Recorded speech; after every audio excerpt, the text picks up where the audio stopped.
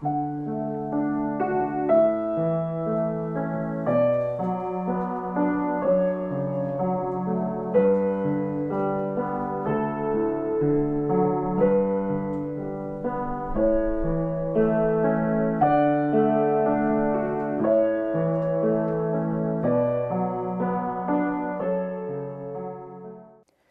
livre des Actes des Apôtres.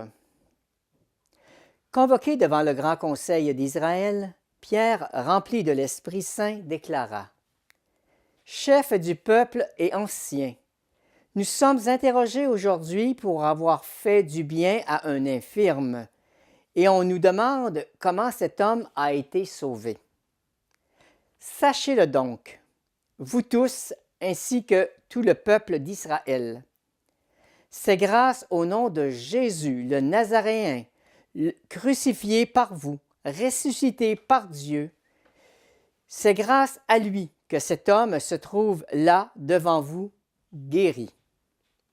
Ce Jésus, il est la pierre que vous avez rejetée, vous les bâtisseurs, et il est devenu la pierre d'angle. En dehors de lui, il n'y a pas de salut. Et son nom, donné aux hommes, est le seul qui puisse nous sauver. » Voilà. La deuxième lecture du 26 avril. De la première lettre de Saint Jean.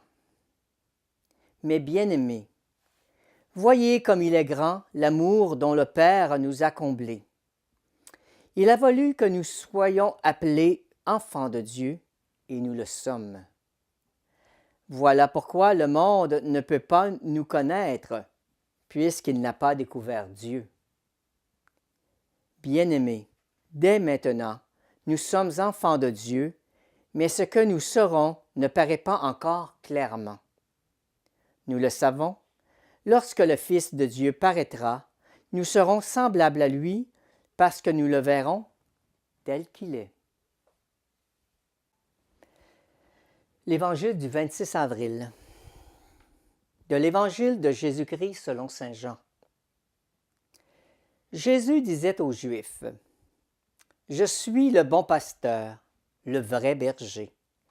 Le vrai berger donne sa vie pour ses brebis. Le berger mercenaire, lui, n'est pas le pasteur, car les brebis ne lui appartiennent pas. S'il voit venir le loup, il abandonne les brebis et s'enfuit. Le loup s'en empare et les disperse. Ce berger n'est qu'un mercenaire, et les brebis ne comptent pas vraiment pour lui. Moi, je suis le bon pasteur. Je connais mes brebis et mes brebis me connaissent, comme le Père me connaît et que je connais le Père, et je donne ma vie pour mes brebis. J'ai encore d'autres brebis qui ne sont pas dans cette bergerie. Celles-là aussi, il faut que je les conduise. Elles écouteront ma voix, et il y aura un seul troupeau et un seul pasteur. Le Père m'aime parce que je donne ma vie pour la reprendre ensuite. Personne n'a pu me l'enlever. Je la donne de moi-même. J'ai le pouvoir de la donner et le pouvoir de la reprendre. Voilà le commandement que j'ai reçu de mon Père.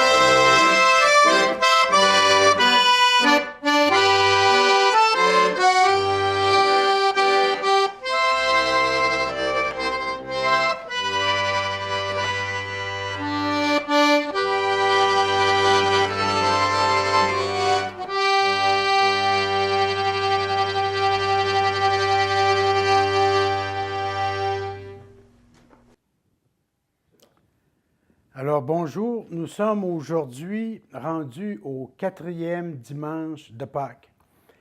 Et il y a un contexte spécial pour ce dimanche-là. On vient de vivre la mort du Christ, la résurrection, et la liturgie a choisi de prendre des textes, surtout les 2 premières lectures, qui nous situent dans le début de l'Église, l'Église qui commence à naître en Terre Sainte et qui tranquillement ira avec Saint Paul jusqu'au pourtour de la Méditerranée. Donc aujourd'hui, la première lecture que nous avons entendue tout à l'heure est tirée du livre des Actes des Apôtres. Et on voit spécialement que Pierre et d'autres sont convoqués devant le Grand Conseil, devant le Sanhédrin, et aussi les chefs des familles, des nobles, et puis des docteurs de la loi. Convoqués, je dirais, comme pour se justifier de ce qu'ils font. Et le texte nous dit, bon, ils avaient à expliquer pourquoi ils ont guéri un infirme. Et au nom de qui, au nom de quoi l'ont-ils guéri? Et Pierre, le texte nous dit, Pierre, rempli de l'Esprit Saint. Et je pense qu'il est important de se rendre compte de ce détail-là. Pierre est rempli de l'Esprit Saint, ce qui veut dire que les premiers chrétiens agissent à partir de ce qu'ils ont reçu de Jésus, mais surtout par le fait qu'ils sont remplis de l'Esprit Saint. C'est un peu comme nous qui sommes les disciples de Jésus-Christ. Nous avons, lorsque nous agissons en tant que chrétiens, nous avons la certitude que nous avons la force de l'Esprit Saint qui est avec nous. C'est sûr, c'est certain que les qualités personnelles que nous pouvons avoir sont aidées, encouragées par la force de l'Esprit Saint qui est présente en chacun et chacune de nous. Donc, comment cet homme a-t-il été guéri? L'infirme qui a été guéri. C'est la question qu'on veut savoir. En vertu de quoi? Et Pierre, tout simplement, le dit, c'est au nom de Jésus le Nazaréen. Et un peu plus loin, il dira la pierre que vous avez rejetée.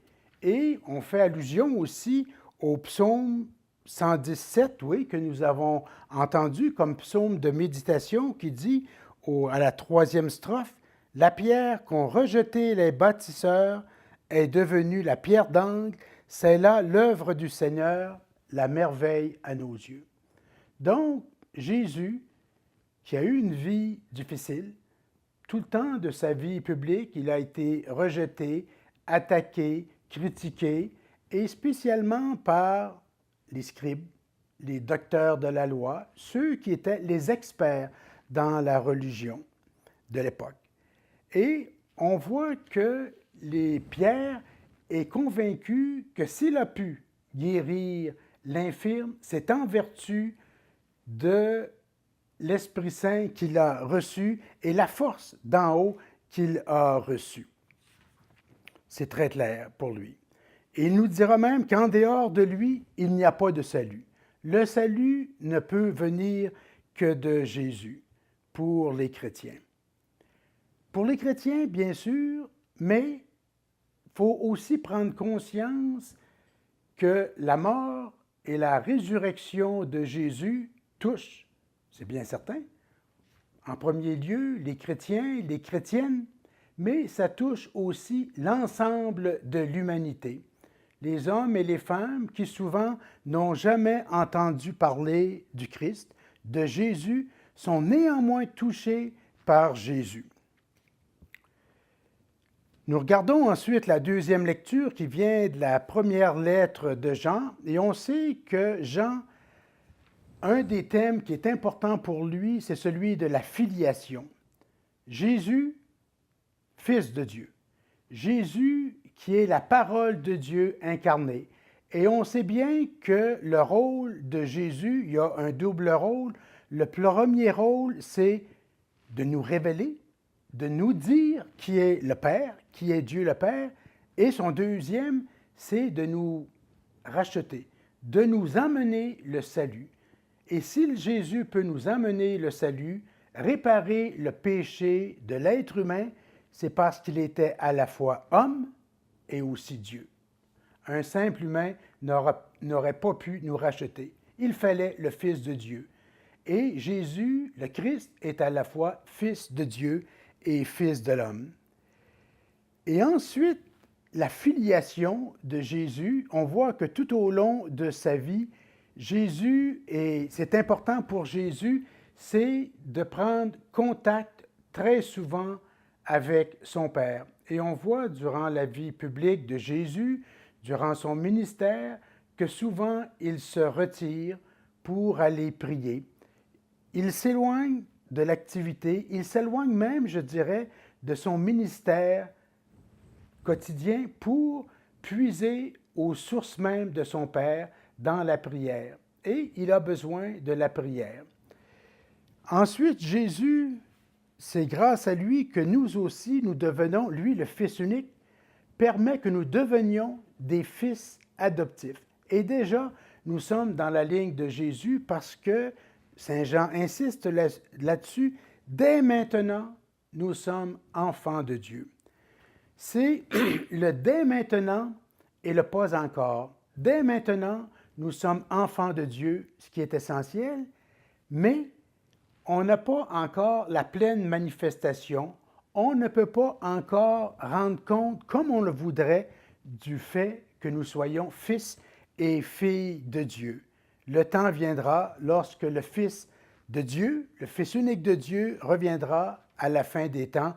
De même, nous-mêmes, nous serons en mesure de témoigner de notre filiation divine.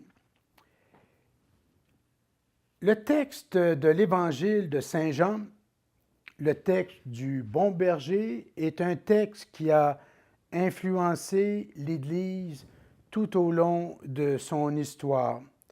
On pense par exemple aux communautés religieuses, les sœurs du bon pasteur, puis il y en a d'autres qui, vraiment, c'est cet aspect-là du Christ qu'ils ont voulu mettre en évidence. Et la page d'Évangile que nous avons entendue à l'instant insiste et commence en disant « Jésus disait aux Juifs, « Je suis le bon pasteur ». Et c'est important pour bien saisir la force de ce que Jésus nous dit, de connaître un peu ce qui précède, ce qui est dans l'Ancien Testament. Et on sait que le pasteur est une image très importante de l'Ancien Testament. On peut penser au prophète Ézéchiel, par exemple, qui a beaucoup parlé des bons et des mauvais pasteurs, parce qu'il y a des bons et des mauvais pasteurs. Et Jésus, lui, insiste. D'entrée de jeu, il nous dit « Je suis le bon pasteur, le vrai berger », laissant entendre que si lui est le vrai berger, c'est qu'il y a aussi de faux bergers ou des bergers mercenaires ou des bergers qui ne s'occupent pas des brebis, mais qui s'occupent plus de leur intérêt personnel. Et il y a des gens aussi qui sont les victimes, je dirais, de mauvais pasteurs, de mauvais bergers. Et Jésus nous le dit, « Je suis le vrai berger ». Et un des aspects, je dirais, le plus important, c'est cette espèce d'intimité qu'il y a entre le berger et ses brebis. Et une autre affaire qui peut nous frapper, 2000 ans, je dirais, après que ces événements se soient passés, et plus de 2000 ans lorsqu'on regarde l'image des bergers dans l'Ancien Testament, pour nous, c'est un peu négatif, l'idée de troupeau. On n'aime pas ça. Qui veut dire « je fais partie d'un troupeau ». Mais à l'époque, l'image du troupeau, l'image des brebis, l'image du berger était très importante. Et encore actuellement, en Palestine, on peut voir, moi la dernière fois que j'y suis allé, ça fait déjà au moins 10 ans, je crois, et on voit encore, se promenant le long des autoroutes, on voit des bergers et ce sont les brebis qui les suivent, bergers qui les guident avec un bâton et tout ça, et souvent un chien qui aide à rassembler le troupeau. Et le rôle du berger est essentiel pour les brebis. D'abord, je parlais d'une espèce de vie de réciprocité. Les brebis reconnaissent la voix de leur berger et même l'odeur du berger. Le berger vit avec eux, il passe même ses nuits avec son troupeau, les protégeant des loups, des différents rapaces et des dangers. Il protège son troupeau.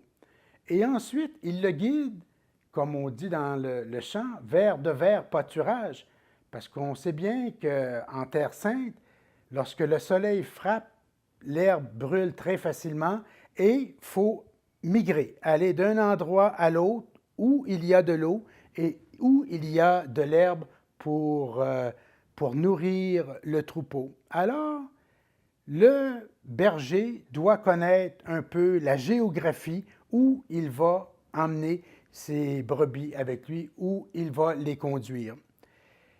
Et ensuite, un des aspects importants, bon, ça se vit encore aujourd'hui, comme je le disais, on peut le voir. Mais le berger, et c'est Jésus qui le dit, je connais mes brebis et mes brebis me connaissent. Et en plus, je donne ma vie pour mes brebis. C'est ça qui est important. Et ensuite, ce qui est important, c'est que le Christ, le Fils unique, connaît le Père et il nous fait connaître le Père et il nous connaît chacune de nous. Un peu comme un bon berger peut connaître ses brebis. Telle brebis est plus récalcitrante ou très souvent va s'écarter du groupe, va aller marcher, risque de se perdre, de s'éloigner et même quand on regarde la Palestine, la Terre sainte, tout ça, il y a beaucoup de crevasses, il y a des endroits très dangereux et la brebis peut ou se perdre ou s'égarer.